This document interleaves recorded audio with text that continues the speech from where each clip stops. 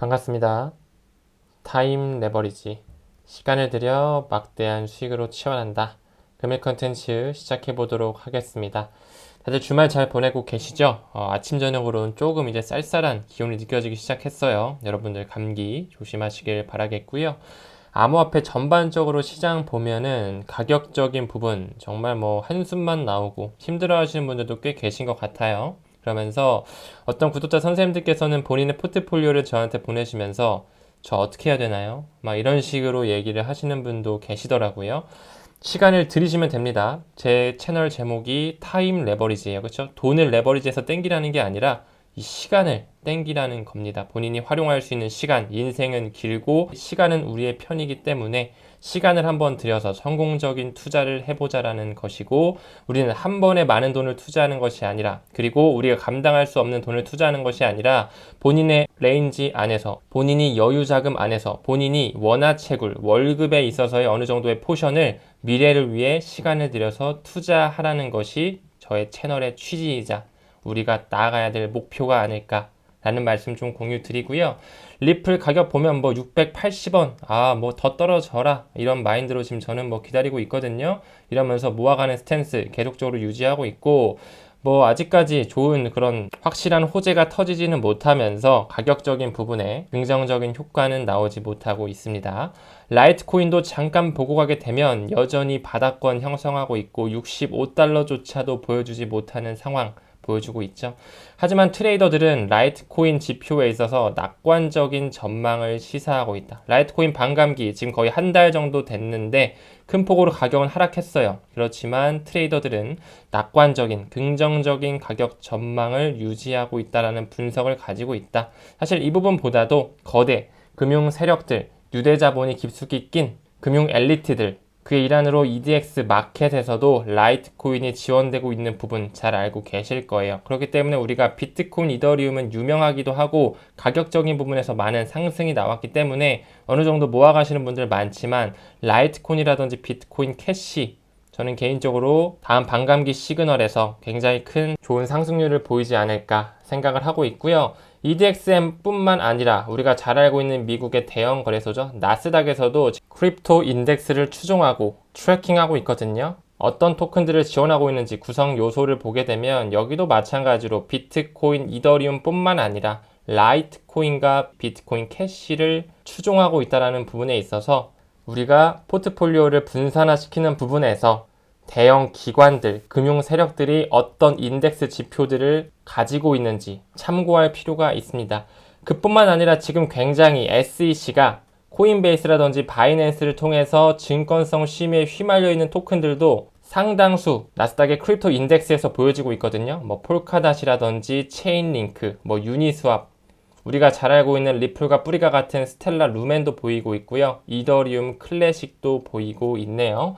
이런 부분에 있어서 우리가 이런 큰 기관들과 암호화폐 세력, 금융 세력들이 제도권 수용하는 부분에 어떤 토큰들을 기관들이 투자할 수 있게끔 허용하고 있는지를 지켜보면서 분산화시키시면 어떨까 라는 말씀 좀 드리고 넘어가겠습니다. 월가의 EDX 마켓, 그리고 미국의 대형 거래소인 나스닥, 그뿐만 아니라 시카고 선물 옵션 거래소 CBOE에서도 역시나 마찬가지로 비트코인, 이더리움을 제외하고 비트코인 캐시와 라이트코인을 지원하고 있는 부분에 있어서 우리는 조금 더 제도권 수용에 가기 위한 과도기적인 부분에 있어서 이 현재 4개의 토큰은 확실하게 그들이 인정하고 있는 토큰이구나 알 수 있을 것이고요.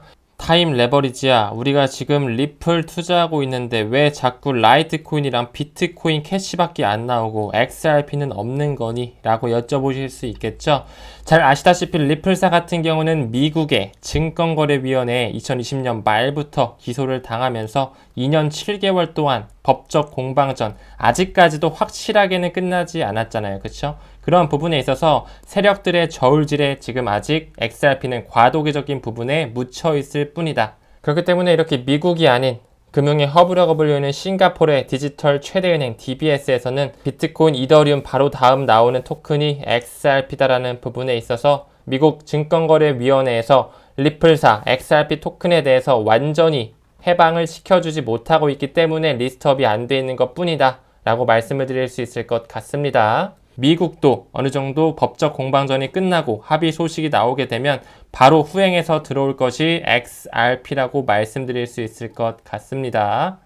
다음 소식으로 미국의 최대 거래소 코인베이스가 이번에는 또 하나의 스테이블 코인이죠. 바로 페이팔의 PYUSD에 대한 지원을 추가하면서 또 하나의 상장 목록에 이 PYUSD를 리스트업했다라는 부분.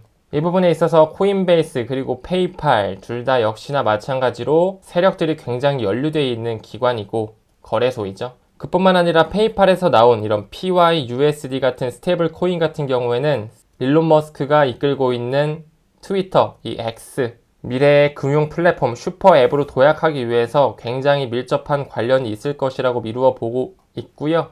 이 부분에서 스테이블 코인, 더 나아가서 암호화폐에 대한 라이선스까지 추가한 부분에 있어서 굉장히 큰 유동성이 불어닥칠 것이라고 보고 있습니다. 그 중에서도 도지코인 같은 경우는 트위터 안에서 굉장히 좋은 유틸리티 코인으로서 적용할 가능성이 높고 트위터상의 리워드 개념의 어떤 보상 크립토로 사용되지 않을까라는 그런 개인적인 추측도 드려봅니다. 시간이 더 지나서는 많은 코인들이 지원되면서 XRP 레저를 통해서 상호 운용성의 역할을 부여할 수 있지 않을까라는 그런 생각도 가지고 있습니다. 그렇기 때문에 코인베이스에 또 페이팔이 상장됐다는 부분에 있어서 또 한 번의 암호화폐에 대한 확장성이 점점 커지고 있다라고 해석할 수 있을 것 같아요. 미국에서 가장 유명한 거래소죠. 코인베이스 글로벌 2020년 말에 SEC의 눈치를 보면서 리플을 상장 폐지시켰다가 최근에 7월 13일 날 약식 판결 이후에 다시 재상장을 시켰죠. 코인베이스가 재상장 시키니까 크라켄이라든지 제미니 거래소에도 리플이 다시 리스트업 되면서 점점 제도권 수용의 실마리가 풀어지고 있는 그런 현실입니다. 기업 개요를 봤을 때 어떤 세력들이 대주주로 있는지 확인을 할 수 있죠. 역시나 마찬가지로 유대자본이 깊숙이 빼어들어간 그들 기득권 세력들이 쥐어잡고 있더라. 뱅가드를 시작으로 일본의 금융세력 미지 스미토모 SMBC도 보이고요. 블랙록 역시 빠지면 섭하겠죠. 캐시우드가 이끌고 있는 아크인베스트 매니지먼트와 이노베이션 ETF까지 들어가 있는 부분에 굉장히 코인베이스는 그들이 운영하는 거래소다. 그뿐만 아니라 방금 말씀드렸던 페이팔 홀딩스로도 잠깐 보고 가게 되면 역시나 마찬가지로 뱅가드를 필두로 해서 블랙록, 스테이트 스트리트, 뱅가드 모두 다 들어가 있다는 부분에 세력들은 그들의 손바꿈을 통해서 시기에 저울질을 하고 개미 털기를 위해 계속적으로 우리들의 앞을, 비전을 보지 못하게 블라인드 효과를 준다라는 부분에 우리는 속지 말아야 됩니다. 조금 더 큰 그림으로 보기 위해서는 DCG, 바로 이 디지털 커런시 그룹이 등장해야 되겠죠. 초반에 언급드렸던 나스닥이 어느 정도의 지분을 가지고 있으면서 마스터카드, 카드사의 기득권 세력이 바로 50%의 지분을 소유하고 있다는 부분. 여러분도 잘 아실 거예요. 마스터카드, 그 자본이 어디서 나왔냐? 바로 웰스파고, 유니온뱅크, HSBC, 시티뱅크에서 나왔는데 역시나 마찬가지로 마스터카드의 대주주를 이루고 있는 세력들이 우리가 잘 알고 있는 그런 세력들이더라. 마스터카드의 기업 개요고요. 뱅가드, 블랙록, 스테이트 스트리트, 뱅가드이기 때문에 그들이 만든 하나의 디지털 커런시 그룹이다. 그들이 만든 하나의 암호화폐 협회이다 라는 부분으로 언급드릴 수 있겠죠. 그렇기 때문에 디지털 커런시 그룹이 코인베이스, 그 미국의 최대 거래소를 소유하고 있다고 나오고 있고 영국의 최대 은행 HSBC가 개입이 되어 있으며 메가은행이라고 불리우는 바클레이스와 코인베이스는 파트너십 관계를 맺고 있다는 부분도 유착 관계가 있다라고 미루어 볼 수 있고요. 더 나아가서 디지털 커런시 그룹, 그 유대자본이 깊숙이 빼어들어간 곳에서 리플의 지분을 가지고 있다는 부분이 우리가 반드시 알아야 될, 그리고 리플 사는 기득권 세력과 함께 간다라는 부분에 있어서 확실한 지표로 받아들일 수 있을 것 같습니다. 투자의 제왕이라고 불리는 돈나무, 바로 캐시우드죠. 아크인베스트의 CEO죠. 코인베이스 주가를 전망 낙관적으로 보면서 코인베이스에 꾸준히 투자해오면서 대주주의 입지를 다져왔어요. 하지만 최근에 1년 만에 첫 매각을 통해서 굉장히 큰 수익률을 올렸다고 나오고 있거든요. 이런 부분에 역시 세력들은 그들끼리의 돈을 벌 수 있는 구조를 만들어 놓고 자기들끼리 감시 공유 계약 파트너를 맺는다든지 개미털기를 하기 위해서 언론사에 악재 뉴스를 뿌린다든지 그런 식으로 우리 개미들을 농락하는 모습이 정말 많이 보입니다. 과연 리플이 IPO가 되면 어떻게 될까요? 월스트리트 전문가 같은 경우 리플의 주식에 $10,000가 추후에는 IPO 이후에는 $140,000,000가 될 수 있다라고 추측을 하더라고요. 이런 부분에 있어서 리플사 아직까지는 기업 공개가 되지 않아서 나스닥에 공식적으로 상장되진 못했지만 지금 현재 나스닥에 상장되어 있는 코인베이스처럼 리플사도 공식적으로 상장이 이루어지게 되면 굉장히 큰 자금의 투자 유치가 이뤄지지 않을까 예상이 되는 시나리오 같습니다. 어떤 구독자 선생님께서 여쭤보시더라고요. 리플랩스, 리플 회사가 IPO, 나스닥에 상장, 기업 공개가 된다고 해서 우리가 투자하고 있는 XRP에 직접적으로 영향을 주는 건 아니지 않냐라는 그런 말씀을 해주셨는데 굉장히 좋은 질문이라고 생각을 합니다. 그런 부분에 있어서 이미 현재 리플사 같은 경우는 XRP를 판매하면서 매출을 일으키는 포션이 가장 크기 때문에 그런 회사 자체의 사업 투자 자금이 몰려왔을 때 ODL 사업을 영위하는 부분이라든지 친리플 회사, 금융 세력뿐만 아니라 비금융 세력의 어떤 핀테크 회사들과 같이 사업을 영위하고 확장해 나가는 부분에 굉장히 큰 시너지를 불러일으킬 수 있을 뿐더러 간접적이지만 IPO를 통해 회사 홍보 효과에 따른 사업 확장의 기폭제가 될 수 있지 않을까 말씀을 드릴 수 있기 때문에 XRP 시세와도 장기적인 프레임으로 봤을 때는 긍정적인 시그널이 될 수 있다라고 말씀드릴 수 있을 것 같습니다.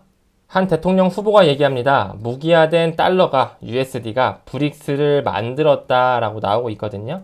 잠깐 내려가서 보게 되면 대통령 후보 로버트 케네디 주니어는 무기화된 미국 달러가 브릭스의 경제 동맹의 창설을 이끈 것이라고 말했습니다. 라고 하거든요. 지금 계속적으로 브릭스가 많은 국가들이 가세하면서 브릭스 플러스로 나아갔고 거기에 오펙 플러스까지 얹어지면서 탈달러화가 가속화되고 달러의 패권이 점점 깨지고 있죠. 이런 부분을 대통령 후보인 로버트 케네디는 미국이 자처한 일이다. 미국이 일부러 브릭스의 경제 동맹을 만들었다라고 이야기하고 있거든요.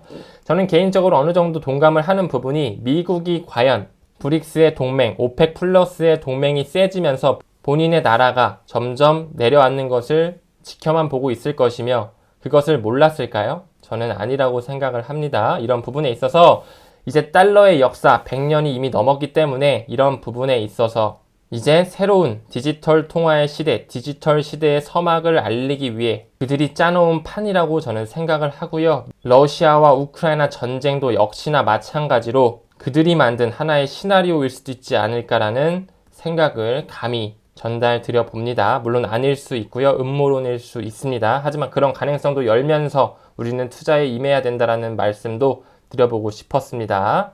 우리는 계속적으로 시간을 들이는 부분에서 암호화폐, 정말 가격이 언제 오르고 반감기는 언제 오고 반감기가 와도 별로 오르지 않은 라이트코인을 보게 되면 정말 한숨만 나오죠. 하지만 우리는 크게 봐야 되는 것, 이제 다음 불장의 주축이 될 수 있는 이 싱가포르에서도 이제 가상자산, 암호자산을 재산으로 인정했다라는 부분.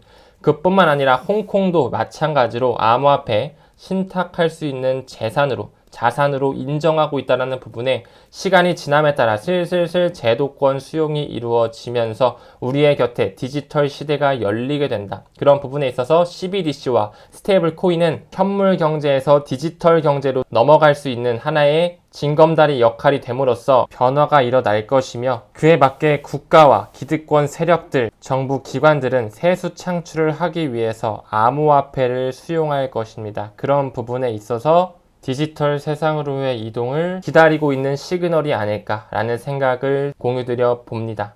가격을 보면 정말 지칠 수 있습니다. 하지만 우리는 긍정적인 마음으로 본인이 투자하고 있는 토큰의 가치에 대해서 공부하면서 미래를 보면서 투자해보면 어떨까라는 그런 생각 공유 드리면서 금일 영상 마무리 짓도록 하겠습니다. 부족하고 미흡한 영상이지만 항상 제 영상 시청해주시고 찾아주시고 댓글도 달아주시고 너무 감사드린다는 말씀 드리면서 금일 영상 마무리 짓도록 하겠습니다. 감사합니다. 성투합시다.